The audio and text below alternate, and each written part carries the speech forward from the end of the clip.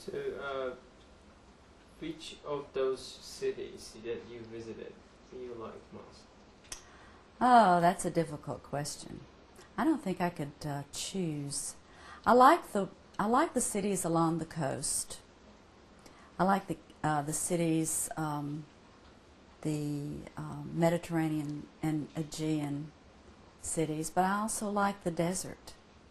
The desert has its own beauty, and there's so much history there, with the history of Abraham, um, discovering the one God, the father of all our religions. I really enjoyed Ephesus. I was very impressed by the beautifully preserved Greco-Roman ruins that we found in the country. Retracing the steps of some of the major figures in my own religion was very meaningful. Very hard to choose. So, about the historical values, the history of Turkey and the contemporary Turkey, like the existing Turkey, how would you think their perception or behavior to outsiders, the foreigners, or in general the other faith members, like any tolerant way or respectful way? The Turkish people were consistently warm and accepting. Sometimes we were concerned that our behavior would not be proper and that we would do the incorrect thing. But I soon discovered that the Turkish people are so accepting of strangers, and their tradition of hospitality is so strong that a stranger can almost do no wrong. They would never do anything to embarrass a person who perhaps made some small error in etiquette. They're always very accepting and very tolerant and very, very positive. They respect everyone they meet, and they show a great deal of compassion and caring for other people. Probably more so than Americans, in fact. So, is a country of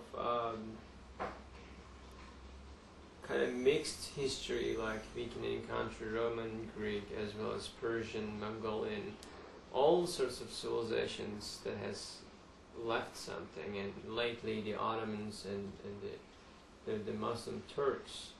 How would you think this great history and this idea of hospitality go along with each other? Is that a new synthesis, or is that something hopeful? I think it's very hopeful. Turkey has an astounding history, thousands of years of history. America is such a young country. By contrast, you can not even compare the history of the two countries. And I think the Turkish people retain parts of all those many cultures that have been through the country. They have kept much of the beautiful architecture and significant places, preserve them, and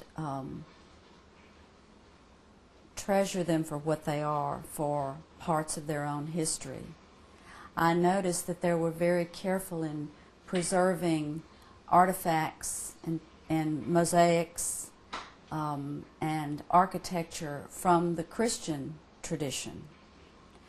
And they revere those parts of the Christian tradition as they revere those remnants of Judaism and other things in that country.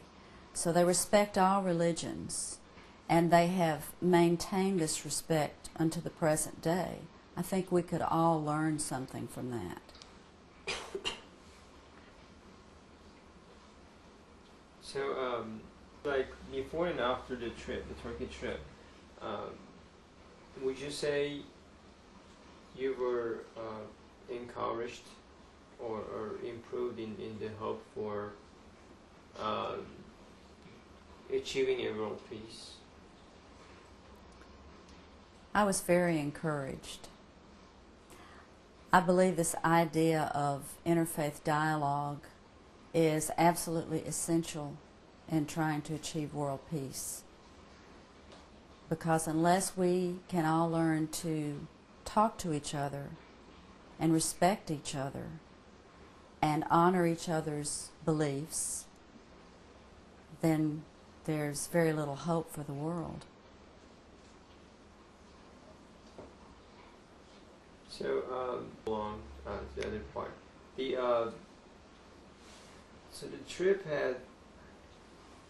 Did the trip have any new ideas in you, like kind of sparkled some new projects or some future things that you said, yeah, I'm gonna do this and that, and it sparkled in you? The trip made me want to learn more about Islam and more about other religions, in fact. I know very little about other religions. Someone on the trip pointed out that we often know very little about our own religions. So the more we learn about other people, the better we understand them, and the more we understand that they're very much like us. So I was inspired to learn as much as I can about other beliefs, more about the Turkish people, certainly more about Islam. I think there's hope for all of us if we try to understand each other. Since we've been home, those of us who went to Turkey together have been getting together about once a month to meet and talk about things we can do in the future to bring about better understanding, to try to make new friends and tell them about interfaith dialogue and show them that it can be a very beneficial force in the world. So we're always full of ideas. Right. So would you come and would you advise it to others? Oh, I'd love to go back to Turkey. It was really a life-altering experience in a very positive way. I would very much like to go back and see the same places we visited again. And I would like to see some new places in Turkey as well. It's a very beautiful country. Would you advise to your friends and colleagues? Or? Oh, yes. I would advise anyone to go to Turkey who has the opportunity. It's a great trip for many reasons. Strictly from a traveler's standpoint, it's a wonderful place to visit because there's so many interesting things to see and do. The transportation is very, very good. The airlines are excellent. The hotels and the tourist amenities are very nice, and the service is excellent. Of course, that bears out the tradition of hospitality in the country. So I was looking closely at the service. I'm in that line of business, and the hospitality industry is something that I watch very closely. I was very impressed. I often thought that I would like to bring some of the Turkish people home with me to help me teach hospitality classes to the front lines of the tourism industry. They did an excellent job. And that's the tourist viewpoint. And from the viewpoint of a human being who wants to learn about other cultures, it's a wonderful place to visit. It's an eye-opening experience to find how open and curious and interesting the Turkish people are.